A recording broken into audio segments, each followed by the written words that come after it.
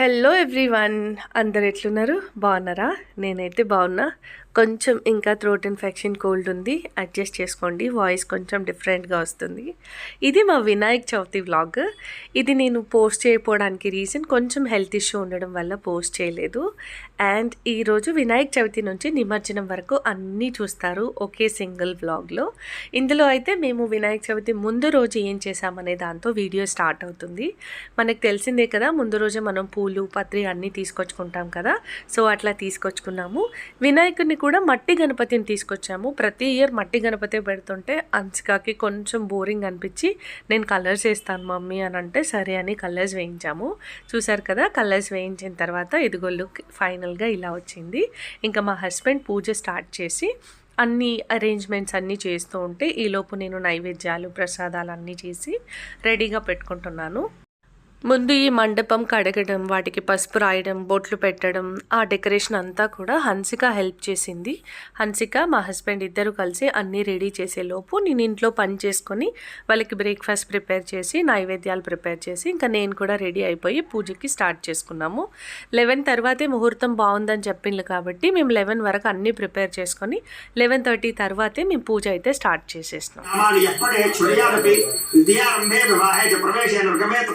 సంగ్రామే సర్వకార్యేషు విఘ్నస్తస్య న జాయతే శ్రీ మహాగణాధిపతిర్నమః సువర్ణ దివ్య మంత్ర పుష్పం సమర్పయామి. అలాగా ఈ పూజా విధానం కరెక్ట్గా చేయాలని మేము యూట్యూబ్లో వీడియో పెట్టుకొని చూస్తూ చేసుకున్నాము. నిజంగా పంతులు గారితో పూజ చేసుకున్నంత హ్యాపీగా అనిపించింది. జంబూద్వీపే భరతవర్షే చాంద్రమాణేన శ్రీ క్రోధినామ సంవత్సరే ఆరోగ్య ఐశ్వర్య అభివృద్ధి సిద్ధి. ఓం లంబోదరాయ నమః. ఉదరం పూజయామి. ఓం పార్వతీనందనాయ నమః. ఓం ప్రభవే. ఈ విధంగా అయ్యగారు చెప్తుంటే మేము కూడా మంత్రాలని అనుకరిస్తూ పూజ అయితే చేసుకున్నాము. అన్నట్టు మీరు మా ప్రసాదాలు చూసారా? నేను 5 రకాల ప్రసాదాలు చేసిన. ఒకటి సేమ్యా, 2 పాల తాలికలు చేస్తాం కదా అది, ఇంకొకటి దద్దోజనం, పులిహోర, ఉండ్రాళ్ళు, ఇంకా లడ్డూలు మాత్రం బయట నుంచి తీసుకొచ్చిన. అండ్ పూజ మేమిద్దరం కలిసి ఆల్మోస్ట్ 1.5 hours చేసుకున్నాము. మా పిల్లలతో కూడా పూజ చేయించి వాళ్ళతో కొన్ని మంత్రాలు అవి చదివించాము. వాళ్ళ స్కూల్లో యాక్చువల్గా శ్లోకాలు, పాటలు నేర్పిస్తారు. సో మా పిల్లలకు కూడా పండుగలు అంటే చాలా ఇష్టం.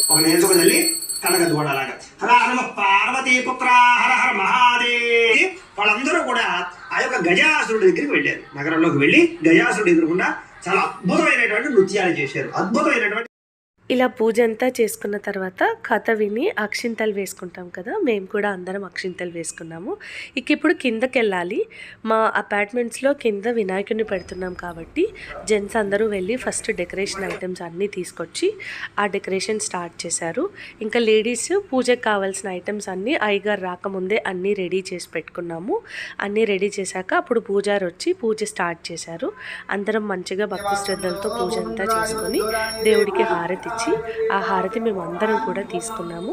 తర్వాత అందరూ తీసుకొచ్చిన ప్రసాదాలన్నీ ప్రేమతో స్వామికి వడ్డించి ఆ నైవేద్యాన్ని మేమందరం ప్రసాదంగా తీసుకున్నాము. ఇక్కడ మేము ప్రసాదం అందరికీ పెట్టేస్తున్నాము.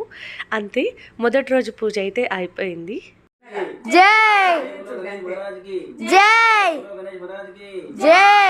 ఇలా మా వినాయకుడికి 3 రోజులు ఇంట్లో పూజ చేసుకొని ఈ ట్రక్లో శోభాయాత్రలో మళ్ళీ పెద్ద వినాయకుడి దగ్గర పెట్టడానికి తీసుకెళ్ళాము.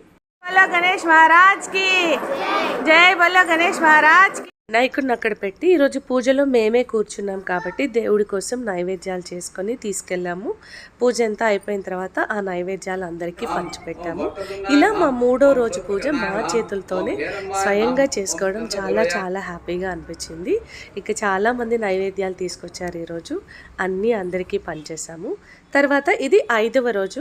మా అపార్ట్మెంట్స్లో 5వ రోజే నిమజ్జనం చేస్తున్నారు కాబట్టి పూజ అయిన తర్వాత ఆడవాళ్ళందరూ కాసేపు ఇట్లా ఆట పాటలతో ఆ దేవుడి ముందు అందరం కలిసి చేశాక అన్నదాన కార్యక్రమం జరిగింది. ఆ తర్వాత పిల్లలందరూ డాన్సులు చేస్తూ కొద్దిసేపు ఆడుకున్నారు. అన్నదానంలోకి అన్నం, పప్పు, చారు, సాంబారు, వంకాయ కూర, మిరపకాయ బజ్జీ, పులిహోర ఇలా రకరకాల ఐటమ్స్తో ఆ స్వామికి ఫస్ట్ నైవేద్యం పెట్టి ఆ నైవేద్యాన్ని మేమందరం కూడా మంచిగా ప్రసాదంగా ప్రసాదంగా స్వీకరించాము. ఇప్పుడైతే మేమందరం మా బిజీలో మేముంటే మా చిన్న పాప మాత్రం వినాయకుడితో ఏం మాట్లాడుతుందో కూడా అర్థం కాదు, కానీ ఒకటే మాట్లాడిస్తూ ఉండే. అండ్ ఫైనలీ ఇంకిప్పుడు మండపం నుంచి ట్రక్లోకి వినాయకుడిని ఎక్కించి ఇప్పుడు నిమజ్జనం కోసం అయితే తీసుకెళ్ళాము. వినాయకుడి నిమజ్జనం చేసి అందరం హ్యాపీగా అందరూ బాగుండాలి ఇంటికైతే వచ్చేసినాము. అంతే ఈ వీడియో ఇంతవరకు చూసినందుకు చాలాను. వీడియో నచ్చితే లైక్, షేర్, సబ్స్క్రైబ్ చేయడం అస్సలు మర్చిపోవద్దు. Thank you.